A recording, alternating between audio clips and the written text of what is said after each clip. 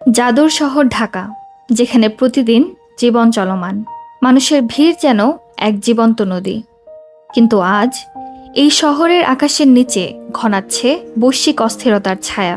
যুদ্ধ, সংকট এবং অচল অবস্থার পরিস্থিতি এখন শুধু দূরের দেশের গল্প নয়, এটি আমাদের শহরের রাস্তায়, বাজারে, মানুষের প্রতিদিনের জীবনে প্রবেশ করেছে।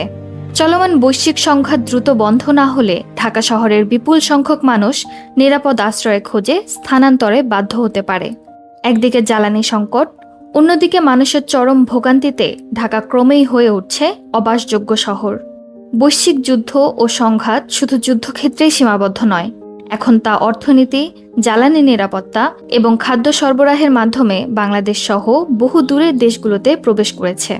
মধ্যপ্রাচ্যে ইরান, যুক্তরাষ্ট্র ও ইসরায়েলের চলমান সংঘাত দ্বিতীয় মাসে প্রবেশ করেছে, যা স্থায়ী সমাধান এখনও নেই। বিশ্বজুড়ে তেলের যোগান ব্যাহত হচ্ছে, দাম বাড়ছে এবং খাদ্য নিরাপত্তা সংকটে।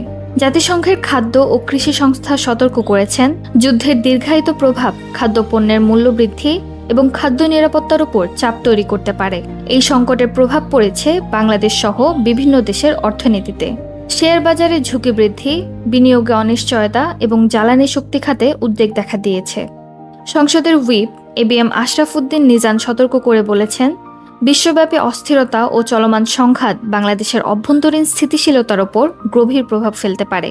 এমন পরিস্থিতি অব্যাহত থাকলে বাংলাদেশের পরিস্থিতি 1971 সালে মহান মুক্তিযুদ্ধের তুলনায় ভয়াবহ আকার নিতে পারে। জনগণকে মানসিকভাবে প্রস্তুত ও সচেতন থাকতে হবে। বিশ্বব্যাপী সংঘাত শুধুমাত্র যুদ্ধরত এলাকায় সীমাবদ্ধ নয়, এটি অর্থনীতি, জ্বালানি নিরাপত্তা এবং খাদ্য সরবরাহের মাধ্যমে দূরের দেশগুলোকে পর্যন্ত প্রভাবিত করছে। জাদুর শহর ঢাকায় বসবাসকারী প্রতিটি নাগরিকের জন্য এখনই প্রয়োজন সতর্কতা, সচেতনতা এবং প্রস্তুতি।